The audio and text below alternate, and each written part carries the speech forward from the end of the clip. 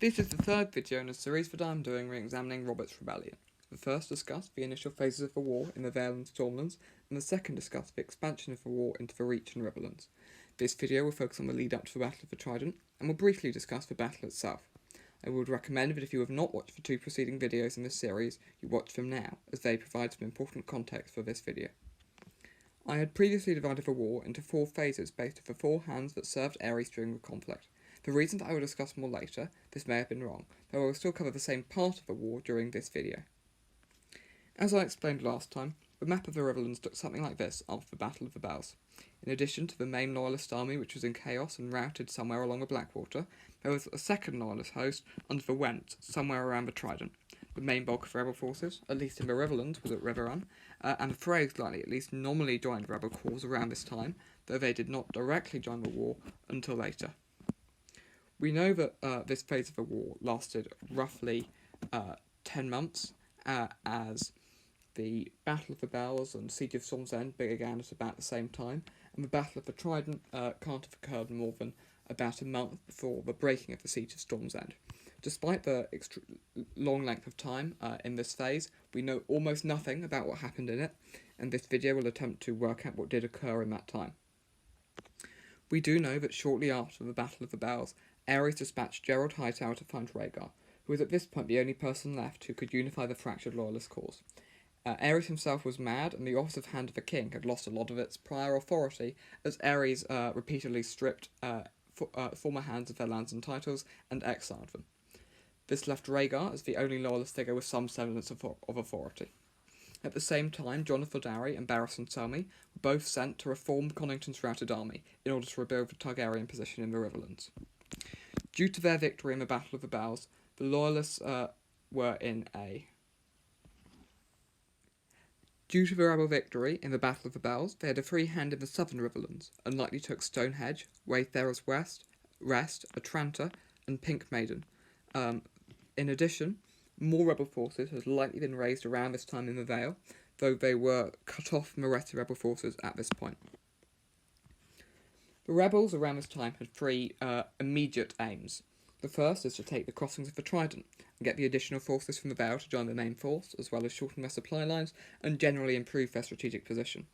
The second is to continue to attack Loyalists in the Riverlands to stop them from being able to mount an effective resistance to the rebels, and the third is to reunify with Robert's forces in the south. The majority of the Vale forces likely marched east to attack the Went somewhere around the Trident or Harrenhal. The Tully forces, as well as Ned and some of the northern forces, were likely focused on suppressing Targaryen supporters in the Riverlands, and Robert himself likely marched south with a mixed force from the northern Vale in order to meet up with his own forces at Longtable and bring them north to join the rebel cause. Robert's forces at Longtable were likely opposed by a host led by the Florents. I previously outlined that I thought the Florents defected to Robert shortly after the Battle of Ashford. However, it does seem more likely that the Florents joined Robert here instead of immediately after Ashford.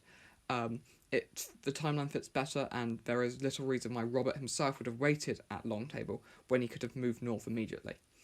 As such, it seems that when Robert arrived, he negotiated with the Florents, who switched sides and joined him. They fought a battle against the other Loyalist lords who remained loyal to the Targaryen cause at Longtable, and then Robert moved north with his forces, and the Florents and the remaining Tyrell forces retreated.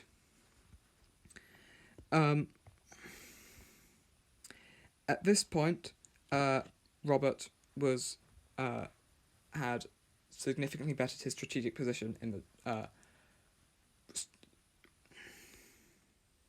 After Robert's victory in the Reach around Longtable, the Arryns likely defeated the Wents around the Trident, took Darry by storm and laid siege to Harrenhal, significantly bettering the rebel position by destroying one of the main Loyalist armies in the field and massively shortening their supply lines and joining with further rebel troops from the Vale. With Harrenhal under siege, the Loyalists were in a far worse position. In addition to no longer being able to effectively stop the rebels from moving with impunity throughout the Riverlands, they had lost almost 10,000 men, either due to battle or to them now being essentially trapped within Harrenhal whilst the Arryns waited outside with their army. The Loyalists can roughly be split into factions based on which region they were from. Whilst they have different motivations from supporting the Targaryens, their desires in the war, at least for what they want the Targaryen cause to do at this moment, can generally be categorised by where they're from in Westeros. References to the Reach do not mean the Tyrells, they instead refer to the forces from the Reach who are at King's Landing, though the Tyrells would generally have the same objectives if they were not besieging Storm's End. The Riverlords want aggressive action in the Riverlands because they're presently occupied by rebel forces, and the lands of the Loyalist lords from the Riverlands are essentially being used to feed the rebel armies. So they want to attack in the Riverlands and try and liberate their lands effectively. The Reach want some attacks in reprisal for Robert's actions in the Reach and attacking their own holdings, but they aren't quite as... they don't want to fight quite as much as the Riverlords do. The Crownlands are opposed to aggressive action, as it will risk their forces and expose their own holdings, and the Crownlands have presently not done too badly from this war, though there has been some fighting there. The Stormlands effectively want the war to be over because the Tyrells are effectively occupying the Stormlands, even those who do support the Loyalists, and their lands are being used to feed the Tyrell host. And the Dornish forces want to remain at King's Landing to protect Elia, and the Vale has so few forces left at this point, at least on the Loyalist side, that they're irrelevant. The Loyalists can generally therefore be split into two factions: those who are in favour of battle, primarily the Riverlands and Reach, and those opposed to it, primarily the Crownlands and Dorne. At this point, the Riverlands and Reach combined had at least twice the number of forces even only at King's Landing as the other Loyalists did, and as such, further fighting was effectively inevitable. With Robert moving north after his chevauchée into the Reach, the Lords of the Reach and Riverlands had the opportunity to try and catch Robert's army off guard, giving the Reach revenge and allowing Riverlords to liberate their lands after destroying a significant rebel host.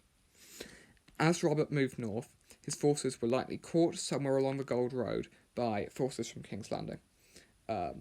The outcome of this battle, or more likely a series of battles and skirmishes, was pretty undecisive, though both sides likely incurred relatively heavy casualties. But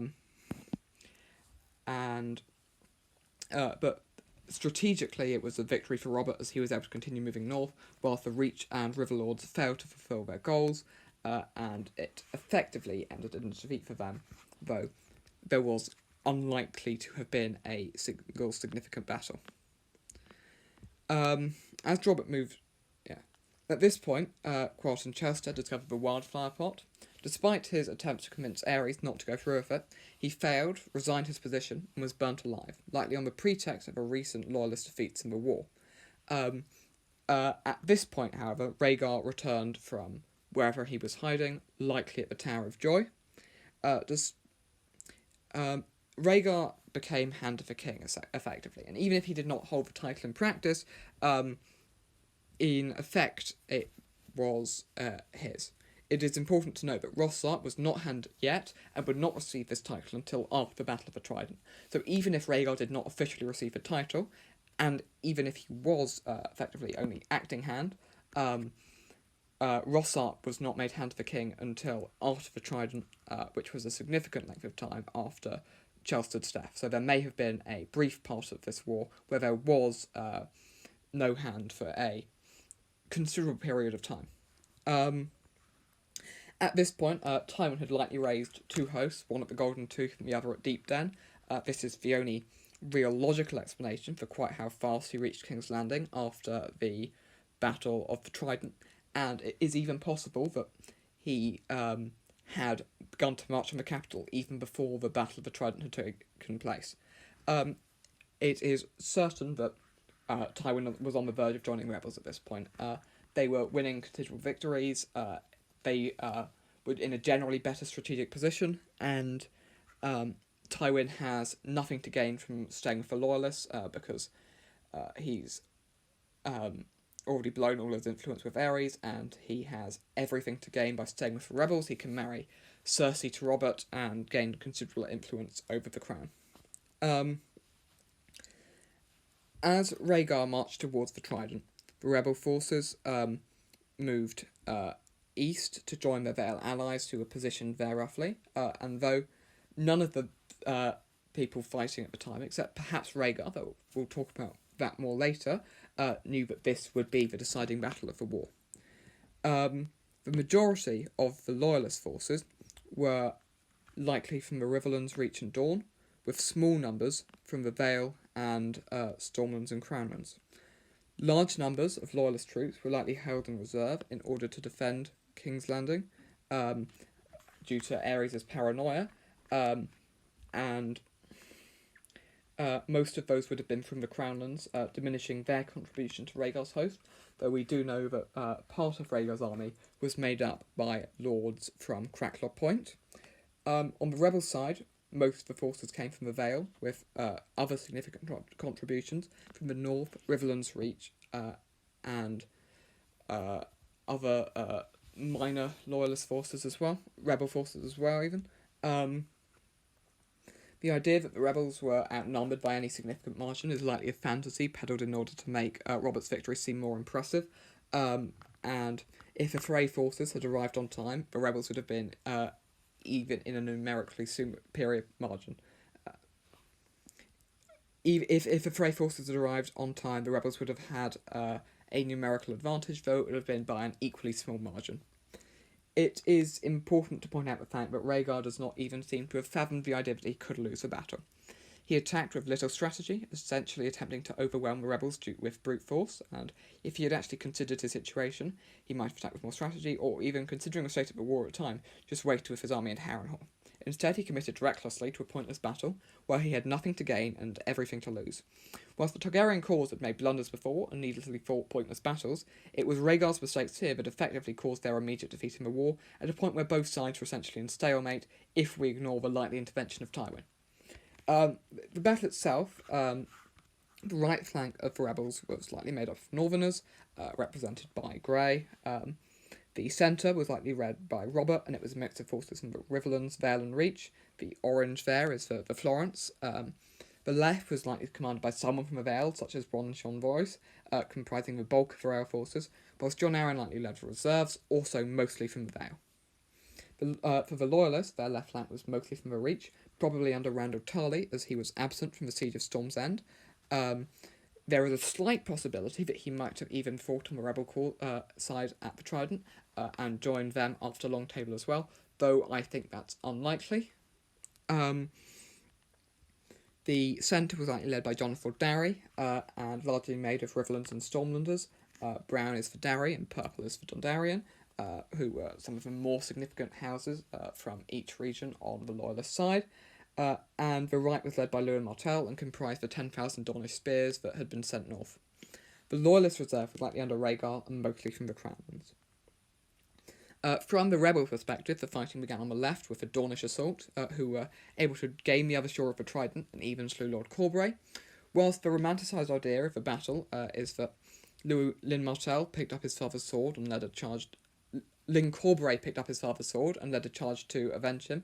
It's far more likely that Jon Arryn deployed reserves, which restored rebel morale and gave him numerical superiority, and launched a counterattack, and in the middle of that, Lyn Corbray was able to kill Lewin Martell. Meanwhile, in the centre, the momentum of the success on the left had led to some initial success in the centre as well, for the Loyalists, though with Robert pushing forwards and the death of Jonathan Darry likely led to significant damage to Loyalist morale and cohesion. Rhaegar led his reserves in to fill the gap in his line, and Robert was able to forge a path through the battle to Rhaegar and kill him. This is also overly romanticised, and this was hardly a duel that would decide the fate of the battle and the war. In fact, rebels at this point had almost completely won the battle due to the collapse of the Dornish forces. Robert's victory was inevitable. He was armed with a war hammer, whilst Rhaegar only had a sword, and it is quite simple. Robert's own victory in this fight as well was also essentially inevitable. Robert was armed with a warhammer, whilst Rhaegar only had a sword, and from a weapons perspective, when both are in plate armour, a warhammer will almost always triumph in a battle. With Rhaegar's death, as well as the death of Lewin Martell and Jonathan Darry, the Targaryen cause effectively collapsed at the Trident. Their army broke apart and scattered, and the way to King's Landing was left clear for the rebels. Whilst the Loyalists still did have significant forces in the Stormlands under Mace Tyrell, they were too far south and not numerous enough to intervene effectively, and with the Loyalists defeated the Trident, they had sealed their fate, as Tywin Lannister was now going to enter the war on the rebel side, as well as the Greyjoys, who between them could field about another 60,000 troops who were fresh, and as such, the rebel victory was left inevitable. Thank you for watching, and the next video in the series should be out next week, which will focus on the sack of King's Landing and the aftermath of that, including the breaking of the Siege of Storm's End, the Siege of Dragonstone. I will not talk about Ned Stark going to the Tower of Joy in this video, though I may discuss that later, as it isn't particularly relevant to the course of Robert's Rebellion itself, though it does obviously have a huge impact on the story as a whole.